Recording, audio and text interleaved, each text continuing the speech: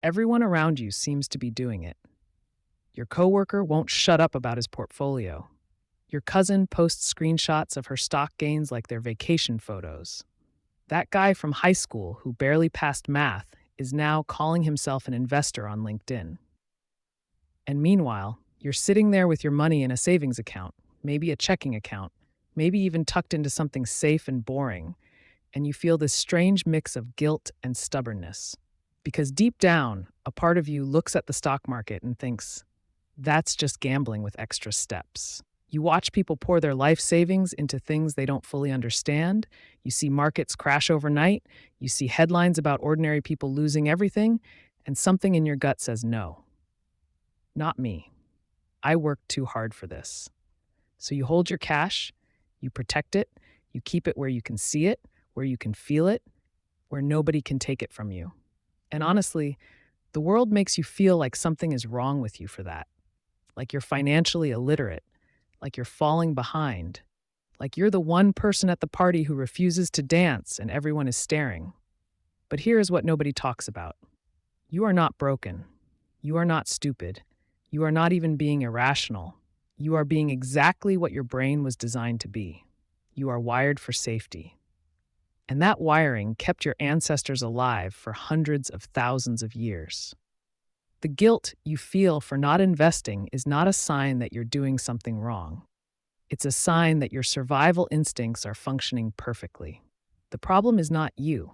The problem is that your perfectly good survival software is running in a world it was never designed for. Stay with me, because this completely changes how you see your bank account. Cognitive psychologists call what you are experiencing loss aversion. It's one of the most powerful and well-documented biases in all of behavioral science.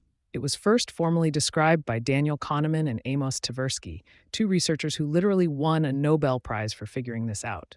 And what they discovered is deceptively simple but absolutely profound. Your brain does not treat gains and losses equally.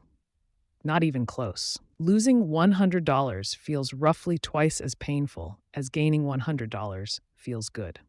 Read that again. The pain of losing is psychologically about 2 times more intense than the pleasure of winning. Your brain has a built-in negativity bias when it comes to resources. It is not weighing risk and reward on a balanced scale. It's putting its thumb heavily on the side of loss. So when someone tells you to invest your money, your logical brain might understand the long-term math. It might even agree that historically, markets tend to go up over decades. But your emotional brain, the ancient part that actually controls most of your decisions, hears something completely different. It hears, take everything you've worked for and put it somewhere you cannot control, where it might disappear, where strangers and algorithms and force you don't understand will decide what happens to it. And that emotional brain screams no. It doesn't care about compound interest. It doesn't care about 30-year averages. It cares about one thing, keeping you safe right now. But here's where it gets weird. To understand why your brain reacts this violently to the idea of investing, you have to go back. Way back. Not to your childhood, although we'll get there. Back to the savannah. Back to a time before banks, before money, before civilization itself. Imagine your ancestor, tens of thousands of years ago, standing at the mouth of a cave. Inside that cave are dried meats, gathered nuts, stored water, everything needed to survive the next drought, the next winter, the next famine. Now imagine a stranger walks up and says, "Hey, give me half your stored food. I'll take it somewhere else, and if things go well, I bring you back more food in a few seasons. But also, I might not." What would your ancestor do? They would clutch those resources and never let go. Because in that world, losing your stored resources didn't mean a bad quarter. It meant death, your family's death. There were no safety nets, no insurance policies, no customer service hotlines. What you had was what you had, and protecting it was the single most important survival behavior a human could develop. The brains that were cautious, the brains that hoarded, the brains that said no to risky trades, those were the brains that survived long enough to reproduce. The bold risk takers, the ancient investors who gambled their stored resources on uncertain returns, they often didn't make it. Evolution literally selected for loss aversion. It is baked into your neural architecture. When you look at your savings account and feel that deep resistance to moving it into the market, that is not cowardice. That is a 200,000-year-old protection protocol doing exactly what it was built to do. Your brain is guarding the cave. Now layer on top of that your childhood. Maybe you grew up in a household where money was tight. Maybe you watched your parents argue about bills. Maybe you heard phrases like, "We can't afford that," so many times it became the soundtrack of your youth. Or maybe you saw someone in your family lose money, get scammed, make a bad investment, and never recover. Those experiences didn't just make you cautious, they physically rewired your brain.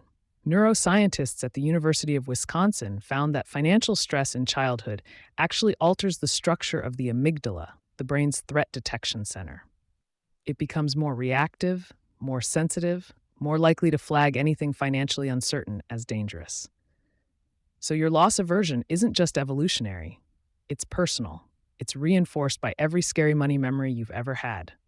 Your brain built a fortress around your finances, and it did it to protect you. But here is the part that should make you angry. Because while your brain is doing everything it can to keep you safe, there is an entire industry that profits from keeping you scared.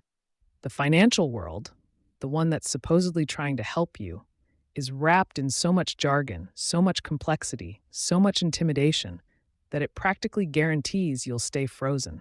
Think about it. They don't say the price went down.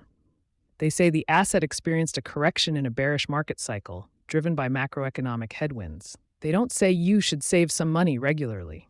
They say you need to dollar cost average into a diversified portfolio of index funds with low expense ratios across multiple asset classes. And when you hear that and feel confused, when you feel like this world is not for you, that is not an accident. That is by design. Financial jargon is the villain in your story. It is the gatekeeper. It exists, whether intentionally or not, to make you feel like investing is a game for smart people, for rich people, for people who went to the right schools and speak the right language. And your already loss-averse brain takes that confusion and translates it directly into threat. Because uncertainty to your ancient brain equals danger. If you don't understand something, your brain assumes it could kill you. That's not a metaphor. Your amygdala literally processes financial confusion the same way it processes physical threat. Researchers at Cambridge found that when people are presented with complex financial information they don't understand, their brains show activation patterns nearly identical to those seen during fear responses. So the financial industry floods you with complexity. Your brain reads that complexity as danger, and danger triggers your loss aversion. And loss aversion tells you to hold your cash and never let go. You're not staying out of the market because you're dumb. You're staying out because the market has been presented to you in a way that is designed to trigger every ancient alarm system in your brain. It's a rigged game. They speak in code, and then they blame you for not understanding the language. But here's where everything shifts, because now you know something most people never figure out. You know the name of the thing controlling you. You know it's called loss aversion. You know it comes from evolution. You know it was reinforced by your childhood. And you know that the financial world exploits it with jargon and complexity. And the moment you can see the machine, you are no longer trapped inside it. Awareness is your shield. You don't have to become a day trader. You don't have to watch stock tickers or read earnings reports or pretend to care about the Federal Reserve. You don't have to override your survival instincts completely, because honestly, those instincts are valuable. They protect you from scams, from hype, from putting your rent money into some cryptocurrency a stranger on the internet told you about. Your caution is a feature, not a flaw. But what you can do is separate the signal from the noise. You can learn that investing, at its core, is not gambling. Gambling is designed so the house wins. Investing, done simply and patiently, is designed so that time wins. And you have time. You don't need to invest in the market's noise. You need to invest in your peace. That means starting so small it doesn't trigger your alarm systems. That means automating it so you don't have to make the emotional decision every month. That means ignoring the jargon, ignoring the complexity, and understanding that putting $20 a month into something simple and broad is not a betrayal of your survival instincts. It is the modern version of storing extra food in the cave. It is your ancient brain's mission: protect future resources, executed with a modern tool. You were never bad with money. You were never financially broken. You were a human being with a perfectly functioning survival brain, living in a world that profits from your fear. Now you know, and knowing changes everything.